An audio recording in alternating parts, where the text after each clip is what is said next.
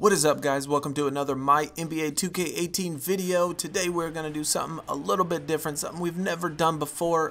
We are going to rank all of the icon cards from worst all the way down to best. When you play the events, when you play head-to-head, when you play anything on 2K, man, you're hoping for that icon pull or at least the best card for that tier that you're in. And when you get that icon card, you know, kind of makes you curious. How good is it compared to the rest of them? Well, I don't have them all, and I never will. And so I guess my curiosity kind of got the best of me, and I went and searched, and I put together all of these cards, and I figured out what cards are the worst, what cards are the best, and in this video, we are going to rank them.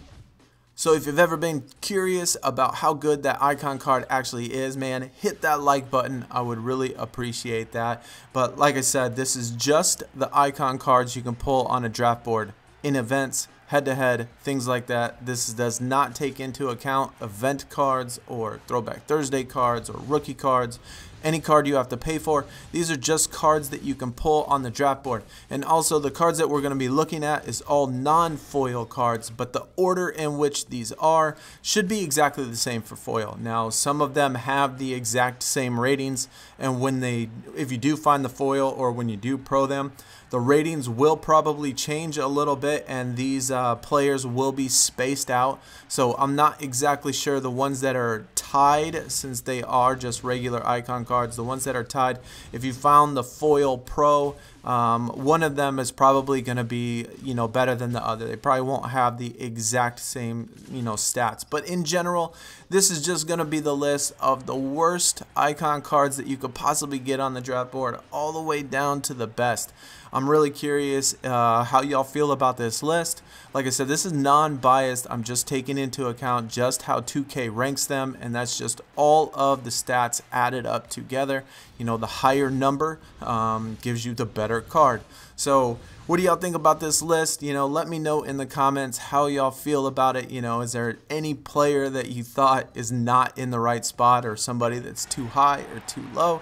What do y'all think about the top 10? I think a lot of us can probably assume who the #1 card of icon is going to be, at least for the regular cards. But the top 10 kind of did surprise me, and even the bottom 10 surprised me a little. But anyway, without saying too much, man, let's get into checking out this top 43 icon cards.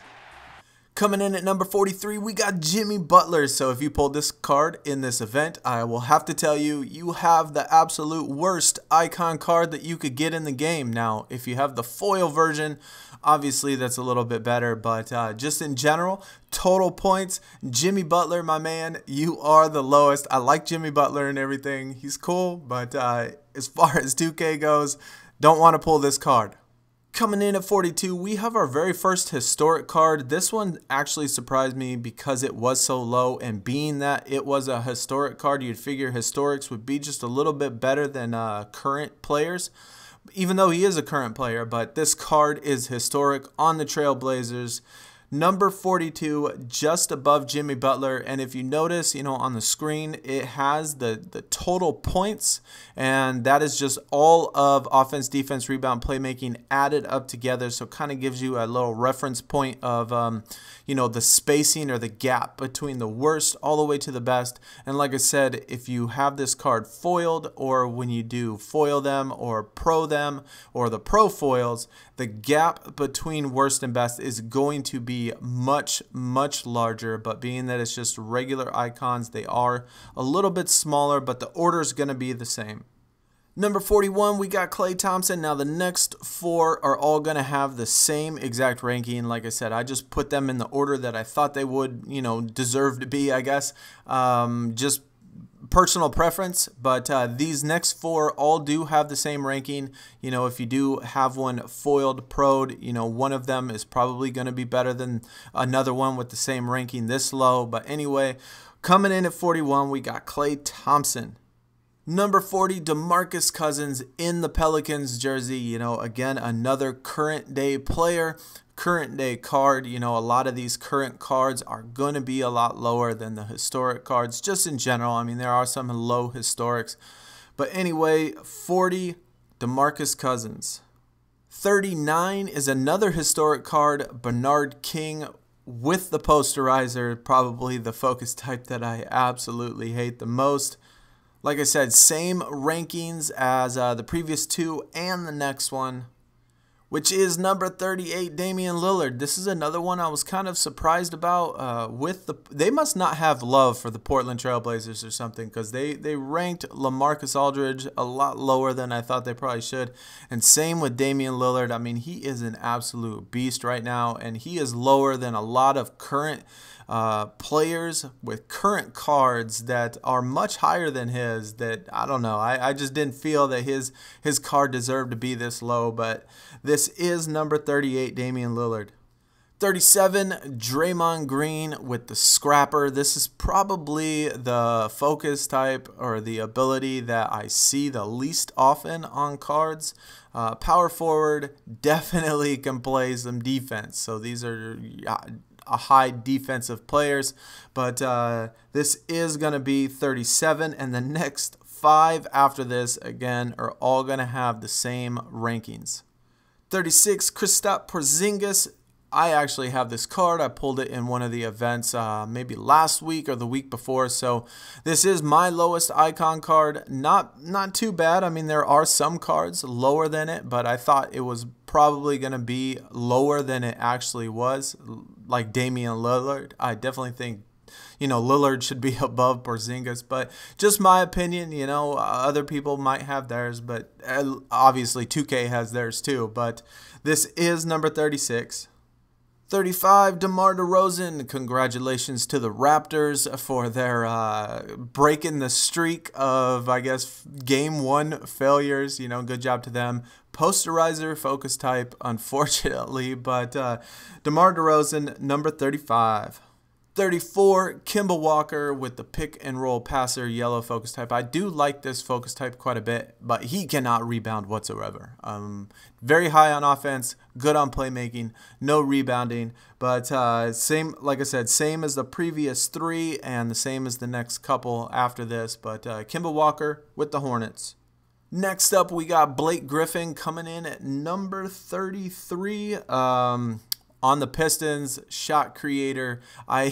This card, I have his event card in the superstar tier, and it loses constantly. It's got to be one of the lowest event cards, probably the lowest event card that there is, because every event card beats them. But this, anyway, that's not the point. Icon card, number 33, Blake Griffin. And the last of this group, at number 32, we got John Wall. Again, awesome player, probably rated a little low, but triple threat, which is an absolute awesome focus type. Triple threat and generational talent are the ones that you probably see, not so often, and they really are amazing, especially when you can have them as foil cards. John Wall, number 32. And just a couple points higher, coming in at number 31, we got Kyle Lowry. Again, congratulations to the Raptors. Good job on getting that Game 1 W. Number 30, Paul George. Now, the previous, 13 was all within like 5 points of each other. So very little difference between any of the previous 13 cards. Now we finally jump up a little bit in the points. And we have Paul George with the Thunder, two-way player. This is another card, another icon card that I have. So pretty decent. Number 29, Dave DeBusschere. Not exactly sure if I pronounced his last name right, but again, on the Knicks, and a historic card, a really low-rated historic card. Triple threat, I see this card all the time in head-to-head, so it seems to be pretty common. I don't have it, but I see it around quite a bit. Number 28, Kyrie Irving with the Boston Celtics. Another posterizer. Another good-looking card, though. I mean, I would love to have it, considering I need point guards so bad. So any point guard, even the Damian Lillard, which is the lowest-rated point guard, I would definitely take. But Kyrie Irving coming in at number 28. And then number 27, which is the last, I guess, of the group of the current day players. There is one more current day player after this, quite a ways after this, which is really surprising, but we'll get to that in a little bit. But number 27, Karl Anthony Towns, just a couple points above Kyrie with the triple threat. Again, awesome focus type. All of his stats pretty close grouped together. Pretty decent card. Now we take another jump in points, at least quite a bit of points considering, you know, these type of cards. Number 26, Dikembe Mutombo on the Hawks. Historic card, definitely can rebound and play some defense, but other than that, you know, don't look for him to get you the W on the offensive playmaking. But still, this is another card that I have, and so I'm happy with having any icons, you know, just like most people would probably be happy with any icons. But number 26, Mutombo. Number 25, we got the historic Pau Gasol, another triple threat. A lot of these do have triple threat. Very, very, very few have generational talent. I can only think of maybe one or two that actually have it in the icon. I could be mistaken, but number 25, Pau Gasol on the Memphis Grizzlies, historic card. 24, Adrian Dantley with the Utah Jazz. Posterizer, of course, historic. Where are y'all's cards fallen? Have you seen your card yet? I mean, let me know in the comments again, you know, how many of these lower rated or high rated cards you actually have. I know I don't have too many. Actually, they're pretty spaced out between them all. But anyway, number 24, Adrian Dantley. Number 23, Artis Gilmore. This is another card that I pulled in the event maybe last week or the week before that. I can't really remember, but historic card on the Chicago Bulls. I love the triple threat. I mean, a lot of these, like I said, you know, these good cards have triple threat, which is pretty nice. Comes in handy, especially if you have it on the actual foil level. Number 22, Dennis Rodman, definitely a rebounding monster historic from the Pistons. Very similar to the Mutombo card, in which very high in defense, high in rebounding. His tenacious rebounder focus type, which is pretty good. I would love to have this card. I've always liked Dennis Rodman, but number 22, Dennis Rodman. Number 21, Fab 5, Chris Webber, historic on the Kings. Again, another player that I liked a lot when I was younger.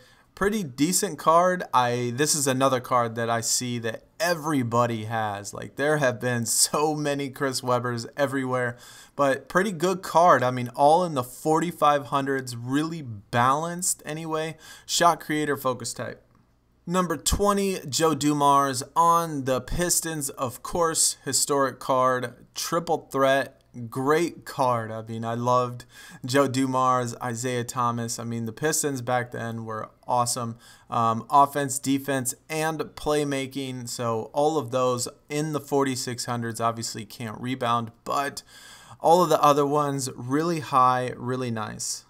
Number 19, we have Alex English from the Denver Nuggets. Posterizer, if you're looking for a guy to win that offensive quarter, definitely can do it. Really high on the offense with the posterizer, but other than that, you know, can't really count for much.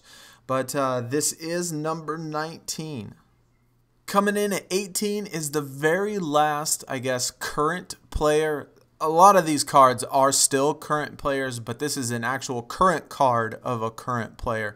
And this is ranked really high compared to the rest of the current players. I was pretty surprised to see how high this card was actually rated, especially with being triple threat. I know he had a pretty solid year. I know he can shoot the three now. Definitely stepped up his game for being an age. So, you know, shouts out to him and everything. But like I said, this card still seemed to be rated a little bit high for my taste. But this is number 18. Coming in at number 17, we have another defensive rebounding monster, Dwight Howard. Absolute a beast when he was on the Magic. I mean, Definitely didn't want to get down low with Dwight Howard, because you would lose that rebounding battle for sure. But great looking card. I would love to be able to have it, except the fact that he is a center. I do have his foil version, and I have 8,000 centers already, which, you know, I don't want any more. But anyway, this is number 17. Coming in at number 16, we got Tony Parker. Now, Tony Parker and the next two are all going to have the same rating. So again, you know, if you find the foil and able to pro it, probably going to be a difference between this one and the next couple, just depending on, you know, what it is. But it was just easier to find all of these cards with the regular version. But this is number 16, the historic when he was on the Spurs. He was a great player on the Spurs, no doubt about it. But this is number 16. Next up, we have number 15, Alonzo Mourning. He was, again, a monster on the Heat. I would have loved to see him in a Hornets jersey, but he played the majority of his career on the Heat, obviously, and he was great on the Heat, but he was also good on the Hornets too, even though he was only there a few years. Loved him when he was on the Hornets with Larry Johnson. But anyway, this is number 15. We have Alonzo Mourning. Next up, we got number 14, Carmelo Anthony Posterizer. This is another card that I actually pulled on the draft board, so I'm definitely happy. I mean, he's a pretty high-rated card compared to the other icons, and he was really good on the Nuggets, so he probably deserves to be up here. But Posterizer, again, man, it's just so one-sided on these Posterizers. So much offense and very low other things, which makes it really hard to play some of these cards sometimes. But anyway, this is number 14, Melo. Coming in at number 13, we got James Worthy. I mean, we're getting really close to that top 10 in the Lakers. Two-way player, awesome card, awesome player. I would love to see a Magic Johnson, by the way, but I doubt we'll get that. Historic, again, good-looking card, pretty, I guess, balanced for the most part. Still a little high on the offense, but at least he is a two-way player, so that's cool. Number 13. Coming in at number 12, we have Ray Allen from the Seattle Supersonics. Triple threat, red focus type. This is like one of the few cards I've seen with the red and a triple threat at the same time. But awesome card. I would love to be able to get my hands on a Ray Allen. Really big fan, especially in the Supersonics with Sean Kemp. I mean, that would be awesome to be able to get that. But anyway, this is number 12, Ray Allen. And the last card outside of our top 10, we're going to have Rick Barry. Now, Rick Barry and the number 10 spot are both the exact same rating. So again, if you have a pro foil, one of these two cards is going to be higher than the other. Not sure which one it's going to be, but this is my number 11. We got Rick Barry from the Warriors, pick and roll passer. Now rounding out that top 10 spot, Kevin McHale from the Celtics, another triple threat, but really good balance, all in the mid 4600s, maybe a little lower on the rebounding, but still triple threat, which is really, really good, especially when you have them on the foils. Great card, power forward. I just don't need big guys. I mean, I would love to have, good cards, but again, center, power forward. I pretty much only need shooting or point guards. I need a point guard. But anyway, let's move on. Coming in at the 9 spot, we got David Thompson. This was, I think, a gauntlet reward or maybe one of the Rivals Clash. I can't remember exactly which event this was, but I know this was an event card.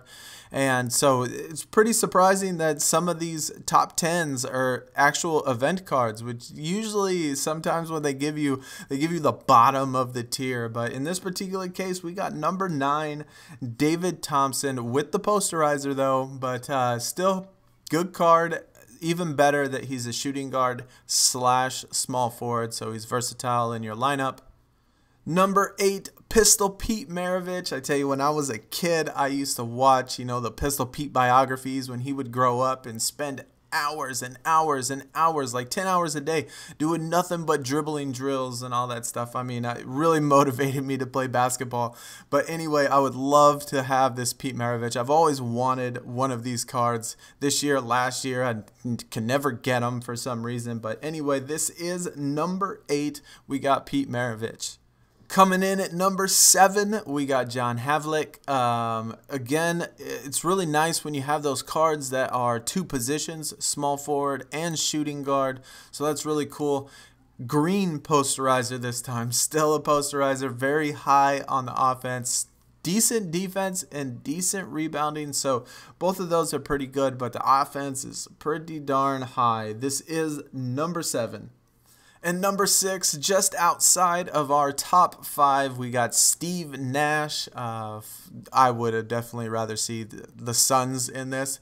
Would really, really like this card, especially being that it's a point guard, but it's still awesome card. I mean, look at the stats on the pick and roll, offense and playmaking. I mean, 47, mid 4700s, that is awesome.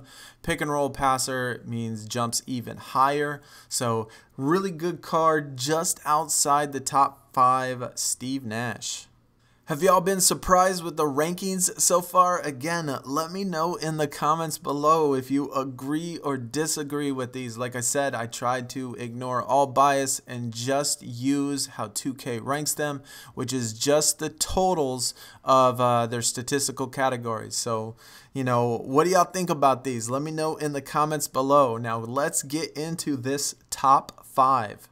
And coming in at number 5 is George Gervin, San Antonio Spurs. This was another event card reward, which is awesome. I mean, they give you a card that is top 5 best icon cards. I was able to, you know, when this event happened, I was able to get not only the regular card, but the foil. So that makes me think it was a gauntlet reward. But still, posterizer again, but awesome card. It has some in the 47s and then 46. Playmaking is really close to 46 as well. Great card, wins a lot, I think, even in the other statistical categories. But that is number 5, George Gervin. Coming in at number 4, we got Kevin Garnett on the Celtics with the triple threat. Power forward, center, so versatile.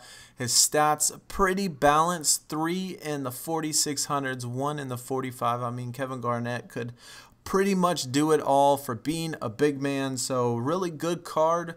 Would like to have it. I mean, like I said, I would take anything but power forward, center. Still a good card, though. That is number 4. Coming in at number 3, we got the Big O, Oscar Robertson, the original triple-double man with the triple threat. Great looking card, point guard, absolutely awesome. Wish I could get one of these from the Bucks. So, yeah. Number 3. How many of y'all actually have this card? Because I really never see it. It took me a long time to find this card in somebody's deck. But this is number 3, Oscar Robertson. And then coming in at number 2 is another point guard with the triple threat. Very similar to Oscar Robertson, except Jerry West. He is a little more versatile, obviously, with the point guard / shooting guard from the Lakers. Either one of those cards would absolutely be great for me. Rated very, very similar in total stats, so I'd be curious to see what they look like as a foil pro. You know, which one would be that much better. But this is number 2. Which means that I'm sure everybody knew already that the best icon card in the game, at least the best icon card that is a draft board pullable icon card, is going to be the Kareem Abdul-Jabbar. And if you are playing the event for this weekend, man, you better grind and get you that Kareem, because it is the best icon card in the game. And even though it is a center, which I don't like and don't need, but I will still take it just because it is the best icon card there is. And it is generational talent, which means if you have the foil, it adds to your entire team every single statistical category. But that is it. That is all 43 icon cards in the order at which 2K rates them. Let me know what y'all think in the comments. Do you agree, disagree? Which ones are the best? Which ones are the worst? Obviously, I didn't take into account, the focus types or abilities or anything like that, because some cards might fit some decks one way and some people might like certain abilities another way. All that being aside, this is just the stats. What do y'all think? Let me know in the comments, man. I had a lot of fun putting this together. It was really interesting to learn how they rated them, because I've always wondered when I pull that icon how good that card actually is. But that is going to do it for the video, man. If you did enjoy, don't forget to hit that thumbs up. I will see y'all in the next video. I am out. Peace.